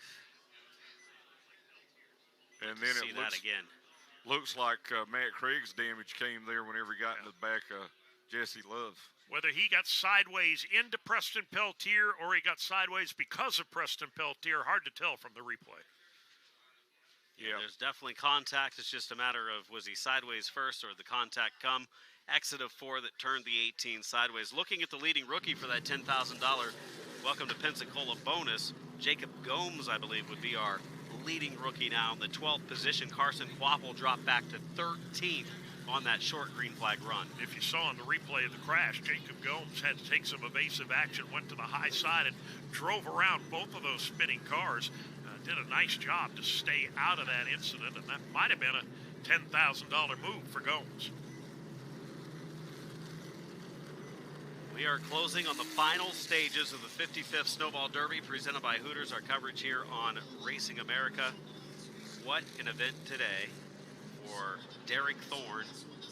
He has been the class of the field. Took him very little time to pass some cars. He hasn't had to do that much today other than passing cars to lap them. We went back to the restart, and by the time they came around to the line, he was there. Yeah, well, he was pretty much to the lead by midway on the back straightaway. That's how quickly he got the job done. This time around, he's not going to have any cars in front of him. Certainly not going to have any cars in front of him on older tires for sure. But his concern now has to be at the back door because Bubba Pollard is there, Sammy Smith is there, Stephen Nasse is there. He's going to have to fend them off at least one more time. Well, based on what we heard about the changes they made on Sammy Smith's car, which sounded substantial during that last pit stop, you know, I think Sammy Smith and that entire team were like, you know what, we didn't come here to finish second in the Snowball Derby. If all of these changes just make the car completely go away, so be it. We're willing to take that risk. We're willing to take that gamble that these changes are going to do what we need to do to try and compete here with Derek Thorne over these final 14 laps. What Derek Thorne has done here. You said he didn't want to be on the outside lane. He has chosen the outside lane for the restart. And you know why he's chosen the outside lane? Because he doesn't want the 18 to make some contact going into turn 1 or turn 3 on the first lap of the restart. I think he doesn't want. I think he wants Bubba Pollard to hold up. the 22. Yeah, I think he wants Bubba Pollard to hold up Sammy Smith too. I think that could be right that he doesn't want the contact, but I think he's also banking on that Bubba Pollard's not going to get a good start here. That's sharp. We could see the 43 of Thorne and the 51 of Nasse go around the 26 of Pollard here. I like that plan, unless Sammy Smith finds a way to make it 3 wide coming off turn number 2 and messes up the whole plan. Possible. But that's where I think we saw it on the original start today, and we know from what we saw last night in the Snowflake. Derek Thorne's not afraid to throw it into turn 1. He has all intents and purposes by the time they're in about the middle of turns 1 and 2 to be cleared above Pollard. I'm not entirely sure we should be writing off Bubba Pollard's chances right now either, because I guarantee when Derek Thorne went to the top of the racetrack, old Bubba's eyes got about as big around as turkey platters. That is the advantageous lane. Let's see what they can do. Here they come. Bubba Pollard, Derek Thorne. Oh, Thorne's a genius. Drives around the outside and he's gone. He had no tires to stay alongside Thorne. Yeah, I'm telling you, that is such a smart move. Right now, Bubba getting lost in the middle, and look at Sammy Smith. Bubba. Yeah. Wow. Sammy Smith, he has lost a half straightaway to Derek Thorne, and again having to battle with his teammate Cole Butcher. Top 2, Derek Thorne, Stephen Nasse. Sammy Smith has cleared the traffic. He's 3rd. 4th, 5th, and 6th of the battle. Here comes William Byron. Coming. Dave coming to 10 to go this time. Byron in the 24 down on the inside underneath Cole Butcher. He'll take that spot away. Look how far gone Derek Thorne is in just a couple of laps. Got another yellow. We saw a spin on our screen. It was the 26 of Josh Berry getting turned around. Luke Fenhouse in the 4 as well on the exit of turn number 2. And with 9 laps to go, we've got another yellow. And now there's no cushion for Derek Thorne. Stephen Nasse's 2nd, Sammy Smith is 3rd. Derek Thorne's got to be pounding the steering wheel saying, come on, guys, let's get this thing in the books. He has been virtually unchallenged on these late race restarts, but it's only a matter of time. You keep giving him shots at you, somebody's going to take one. Well, and, you want to talk about 2 aggressive race car drivers. We know how aggressive Stephen Nasse can be. Don't forget, at Winchester last year, Sammy Smith, he got involved in a couple of accidents at the end of the race there and still ended up winning the Winchester 400. I don't know if that's going to buff out, though. He's got Hunter Robbins' car. He's got at least one hood pin still holding that down. Do you think it'll last? I can tell you one thing, that's a strong radiator. Let's go back downstairs and get an update. Yeah, guys, look at it. We've been talking about the lap times. We've been talking about the adjustments and who's been moving and shaking. Stephen Nasse, Sammy Smith, William Byron all ran their best laps of the race on the last green flag lap. They're in the 17.4s. They're really moving. But Derek Thorne just ran a 17.2. As fast as everybody else is, he's still just got a little extra in his pocket. It's almost going to take a slip for him to give it up. But we've seen this movie before, right? Anybody want to bet that Derek Thorne doesn't restart on the outside this time? I was thinking the same thing. Maybe the inside lane is the place to go now. All right, let's see what happened here. You can see Josh Checked Berry's out. car. And, it almost looked exactly like what happened earlier. And wasn't it Hunter Robbins that got into him earlier in there? Yeah, he's checked up off the corner, and Hunter Robbins helped him around. Yeah, just a situation of one car on fresher tires ready to go, and the other car on older tires just trying to hang on. And Nice Hunter move. Robbins Jace gets Hansen. into Josh Berry for the second time. Jace Hansen made a nice evasive move in the 08 to squeeze through on the inside lane. There's been a few years since we've seen a derby like this, Adam. Back to 2019 when we got those late cautions and Ty Majeski got taken out on a restart. He and Casey Roderick. And it's been a few years since we've seen these cautions breed cautions here in the last 25 laps or so. I'm not so sure we've seen the last one yet. Yeah, because you talk about such a clean race to that point. That last yellow coming out with, 35 to go or so? And up to that point, very clean, very little damage to cars other than Eric Jones earlier when the whole rear end of the car got ripped off. Michael Hind is going to get the free pass here, it appears, as Derek Thorne continues to show the way, and with his recent past history here at the Snowball Derby, he's just got to have all kinds of unpleasant thoughts running through his head. Leader with 10 to go. Leaders with 10 to go over the last 21 derbies. Only won 10 out of the 21. That's not what Derek Thorne wants to hear about. I mean, that's 50%. That's not a Pretty good close. percentage if you're Derek Thorne right now. When you've dominated the way he has dominated in the last 3 years, you don't want to hear about 50%. And again, who's been leading the last two races with 10 to go? Been Derek Thorne. Yeah. Here's my thought, though. I agree with you guys. I think Derek Thorne will start on the inside on this restart.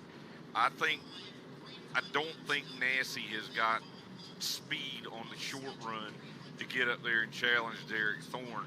And I have not seen anything right now out of Sammy Smith in these last 20 laps that would make me think he can do anything with him either. But Chandler Smith was in the same boat a year ago. He was good enough for one lap. That's all it took. And we talked about this in the pre-race. When you dominate a race the way Derek Thorne has dominated today, the downside of it is you send a very clear message to everybody behind you. You can't race with me, so you better rough me up if you think you're going to win this thing. And I guarantee Stephen Nasse knows that. Sammy Smith knows that right now. Well, they've kept up with the adjustments today, I think. We talked about that earlier, that sometimes when you have a car that good, you don't want to touch it. You don't want to change anything. They put that tape on the nose, which looks really smart now because all they are having is short runs. And this short run to the finish is could play into his hands too. It just seems like everything that's not gone Derek Thorne's way the last couple of years at the end is going his way here today. That's what we said last year at this time. And you're exactly right in saying it. It has been an absolute cakewalk, a walk in the park for Derek Thorne. He's been in his own area code for almost the entire afternoon, with the very brief exception of restarts, which by the time they get to turn 3, he's 3 or 4 car lengths ahead. It has been a thoroughly dominating and complete performance for Derek Thorne, but he has not got it to pay dirt yet. Timing and scoring still working on everything as caution laps not counting here late in the race. You're going to see more laps than 3 to go in this event. So they're working on that right now, as Derek Thorne will have more laps than just 2 or 3 to hold off the field behind him of Nasse, Sammy Smith, William Byron, Cole Butcher. Ty Majeski is 6th, Casey Roderick 7th, Jake Garcia, Jace Hansen, and Jacob Gomes, leading rookie, running in 10th.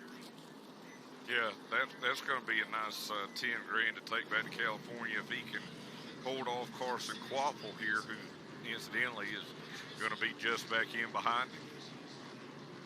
Well, if you're Derek Thorne right now, you just want to get this lineup done. Want to get crossed over to the columns of 2. Let's get back to the green flag and let me go out there and win this race. All this is extra time to think about what could possibly go wrong. We'll get an update here in a minute on exactly how many laps we have remaining. 5 laps to go is the word. 5 laps to go. 295 complete. 5 to go for Derek Thorne. Stephen Nasse on the outside of row number 1. Sammy Smith and William Byron side by side in row 2. Then it's going to be Cole Butcher and Ty Majeski. They have to run 5 green flags, or 5 green flag laps to end the race. They do not have to be consecutive, but they have to be. There could be 5 cautions as In long between as there. Bite your tongue. Yeah, And we're only counting the green flag laps. Yeah. Well, for Derek Thorne, he'll do whatever they need him to do. He just needs the opportunity to get a green flag in the air here and try and do what he has been. Well, we talked earlier today about to win the Snowball Derby, you got to pitch a perfect game. Right up to now, Derek Thorne has maybe been a little bit better than perfect. He's got to continue the perfection and not allow anyone else to mess with his perfection. That's the key. I don't think him continuing his perfection is an issue unless somebody else makes him lose his perfection.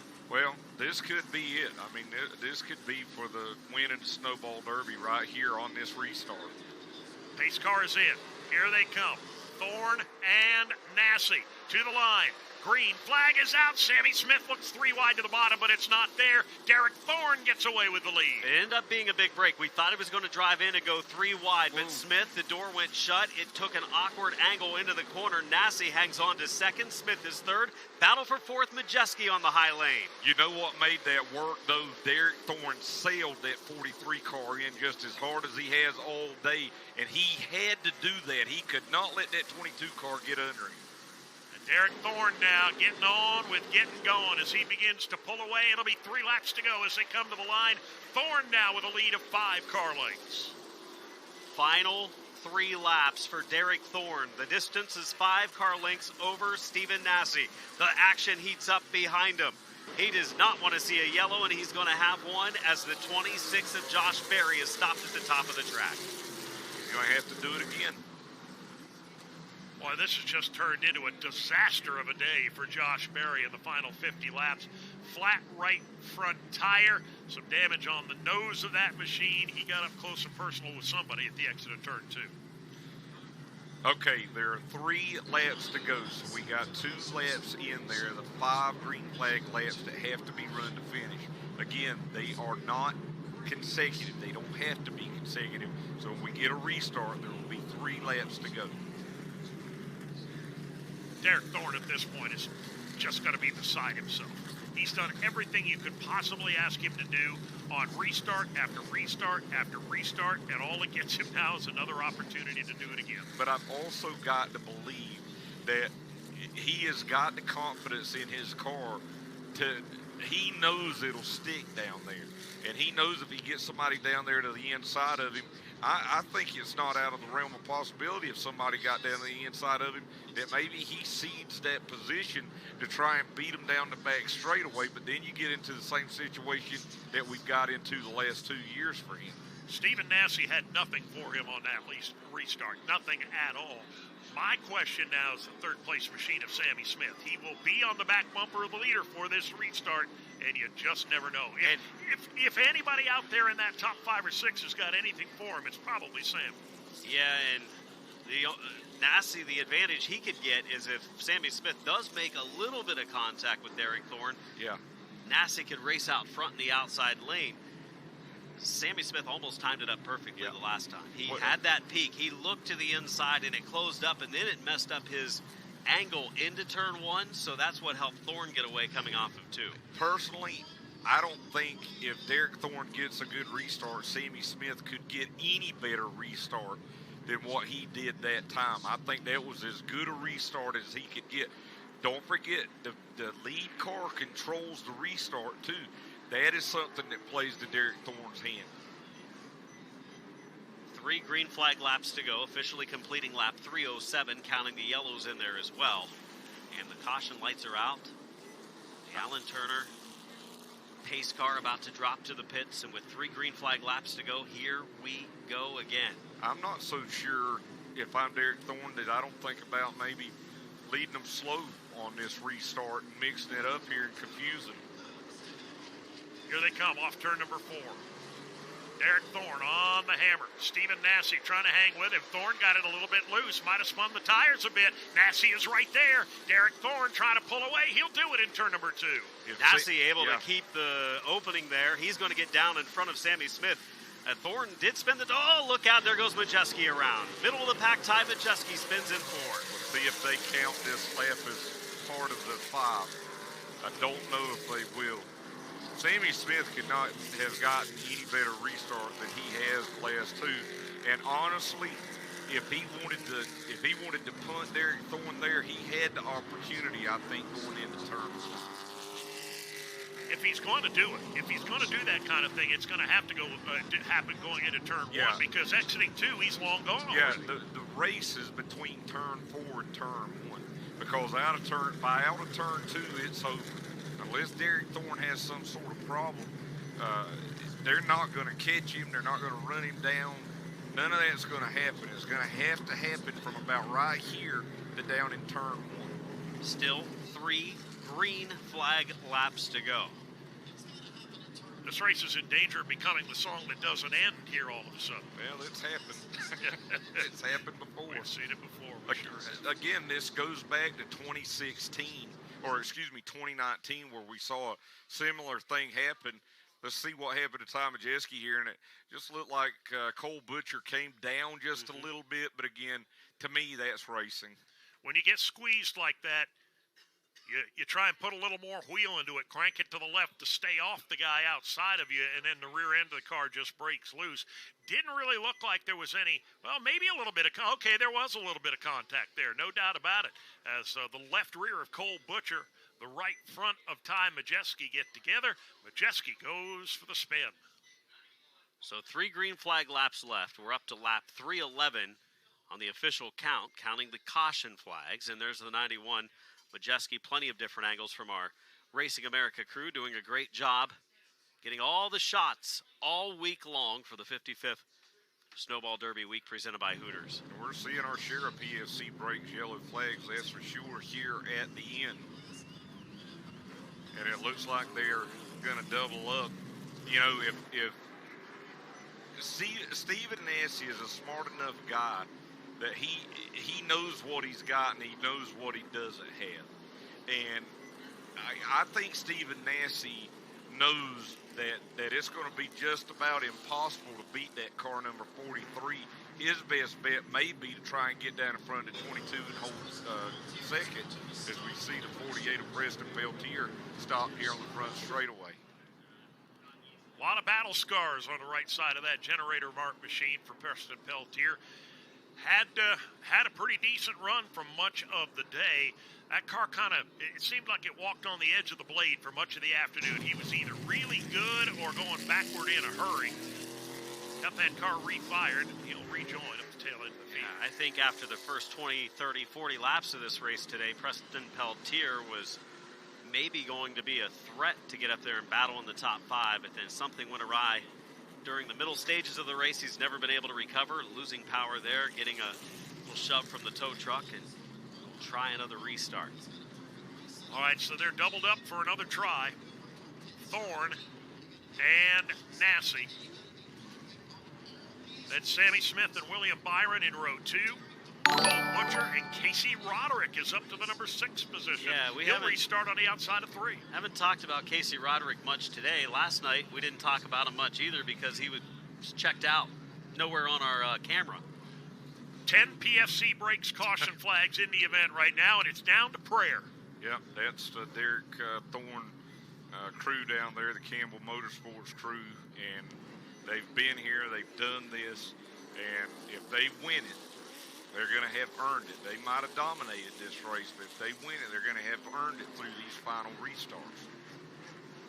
I I don't think anybody will be able to say I didn't get my shot at Derek Thorne. Just about everybody in the top 10 right now, with the possible exception of Casey Roderick, who's been a late arrival, they've had their chance. Here they come, out of turn number 4. Green flag goes spun back. the tires. Here comes the challenge. Sammy's to the inside, try to put the squeeze. Not going to do it. Thorne just too good. Drives away off turn 2. He had an opening, and Thorne gave him the opening. Some contact there. Byron will save. Threading the needle was Roderick. 2 to go. Derek Thorne spun the tires on that restart, and that might have been Sammy Smith's chance. 2 laps to go for Derek Thorne as he works down the back straightaway. Thorne now into turn number 3. Coming down to pick up the white flag, the Pepperjack Kennels final lap. 1 to go now for Derek Thorne. So many disappointments, so many heartbreaks in the last couple of years. Today he has been a class by himself. Final time into 3 and 4, the 2022 Snowball Derby belongs to Derek Thorne. That is relief and elation right there. So many years of trying. Look at this guy right here. Pretty emotional. You know, the old saying is you got to lose one to win one. I don't know if that's true or not, or 2. But boy, this has got to be the greatest feeling in the world for Derek Thorne as he pulls down to the start-finish line, winner of the 2022 Snowball Derby. This is going to be special because of 2020 and 2021. What he will feel now would not be the same as if he'd gone out and dominated in 2020 and won this race. He's felt the heartache. He's felt how tough it is. He's felt it ripped out from underneath him, and now he's going to feel victory. And the way he handled Sammy Smith peeking to the inside on the front straightaway and giving Smith room going into 1 on the bottom. If he closed the door, he would have likely been spun around and slammed up into the outside retaining wall as Derek Thorne pulls into the front straightaway victory lane area here at Five Flags Speedway. What a run for the Californian driver. First time he came here, ended up on his roof during a Snowball Derby. And listen, you got to give a lot of credit to Sammy Smith. Yes. We saw him rough some folks up at Winchester last year. He had every opportunity to take Derek Thorne out tonight, and he didn't do it. Connor Jones there standing on the inside wall and gave him the thumbs up. Jake Finch coming over that way as well.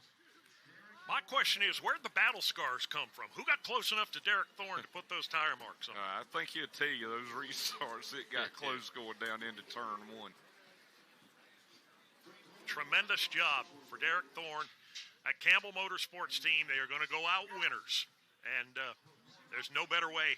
You can't imagine any better way for them to do it because they have done so much winning in so many big races over the years. Well, I know Eric Henefeld is down there standing by, and just as soon as he gets the green light, he will turn it over. And I think this is a special moment here for Derek Thorne to just sit there and to relax for a minute and to kind of soak this in. Hey, does he get credit for the extra laps led today under yellow? 307 laps he led today. The funny thing is, 318. When he lost last year, he looked kind of the same. Yeah, you're right. Well, I think today's a somber look is what it is. This so one means record, a lot. 307 laps times $50 a lap in lap money, $15,350 for a total payday unofficially of $50,350. That's a good day at the races. Okay, he doesn't look the same now. We see him smiling some now and joking around and talking to some folks, and here he comes. He's ready to get out of that race car. Can you imagine? All you want to do is get out and party, and they're telling you to sit tight for a minute. Well, quite a day. There he goes, no climbing out. We send it down to victory lane. The celebration is on in victory lane. Derek Thorne. Let me say a sentence you might like. Derek Thorne, Snowball Derby champion. How does that sound? It took a minute, didn't it? Yeah. It took a few years, but this is, I don't know if anybody knows, but this is the final race for Byron and Carol Campbell, and It's been a hell of a 10-year journey. Love my family, my crew, Mike Keene, Vicky Keene, all these guys that have worked so hard to get us here. It's been tough. It's been tough, but what better way to end your last race with Byron and Carroll than to be the Snowball Derby champions, man. Thank you guys so much for always being behind me. Man, it's an emotional roller coaster doing this stuff. We had plenty of restarts at the end for something to go wrong. I saw the 22 go 3 wide and 1, and I was like, oh, God, not again. Please, not again. But love you guys. Out of my wife and kids at home. Love you, Hudson and Emery and Byron and Carroll, Blake, all the Campbell family, this entire crew. They deserve it. You also, in this race, set the all-time lap leader record in Snowball Derby because you've led about 3 of them in a row from wire to wire.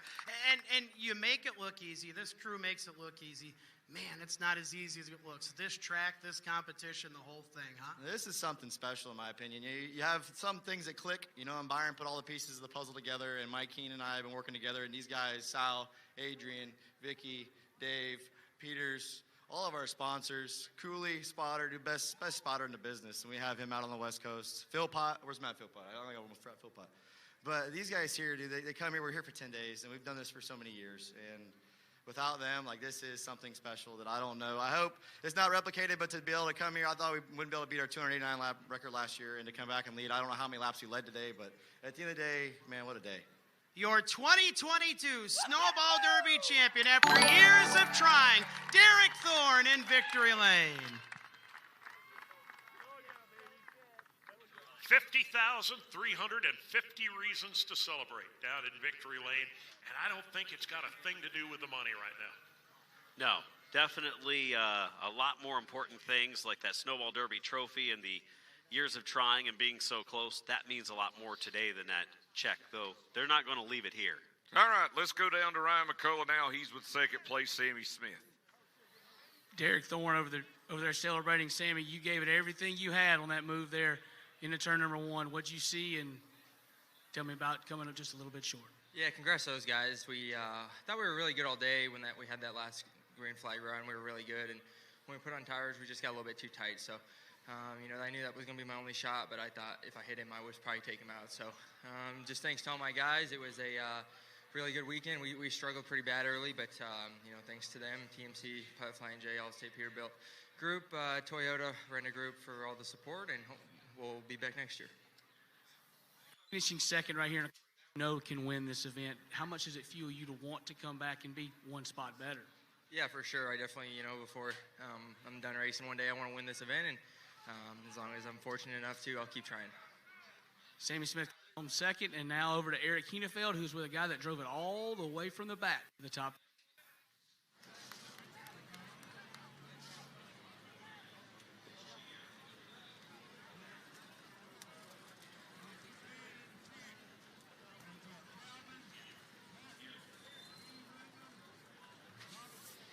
Well, a couple of things before we get down to Eric with Stephen Nancy, Stat Boy Elgin Trailer telling us second win for Fury in this event.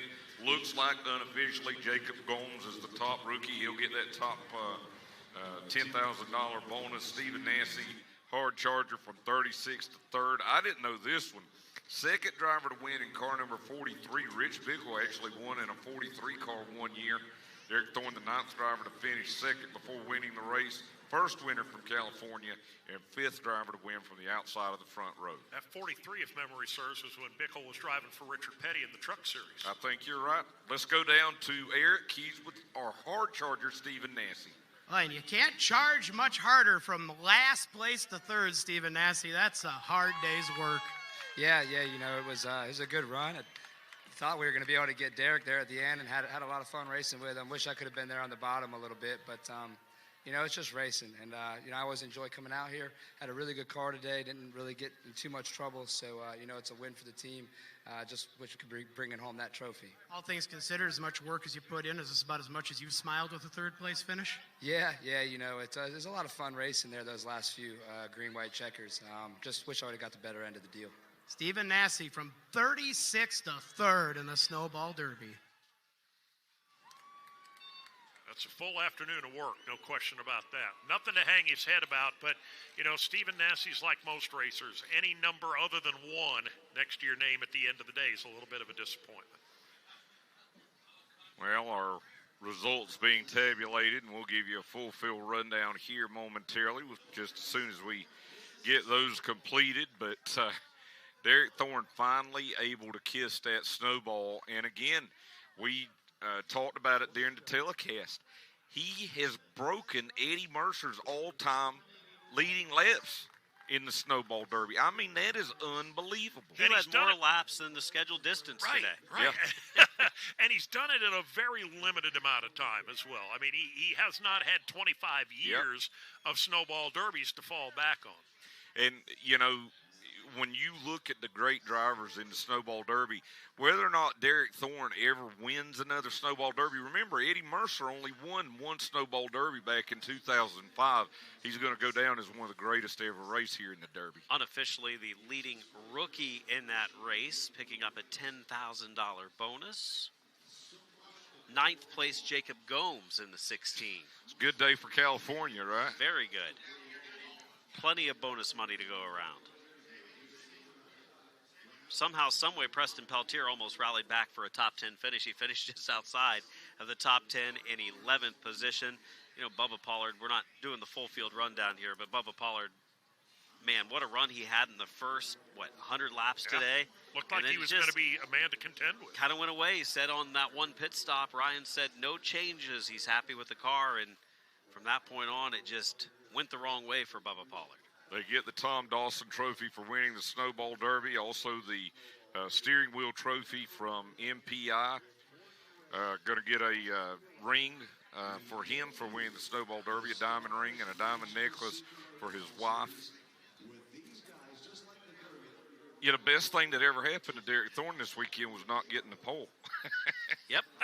Changed so. his luck, I guess. Apparently so. But, you know, here's the thing, and we, again, another thing that we talked about, with everything that worked against him luck-wise late in the race the last 2 years, it seems like everything hit just right today. He was able to start on the inside rows, and there you see the diamond ring for winning Snowball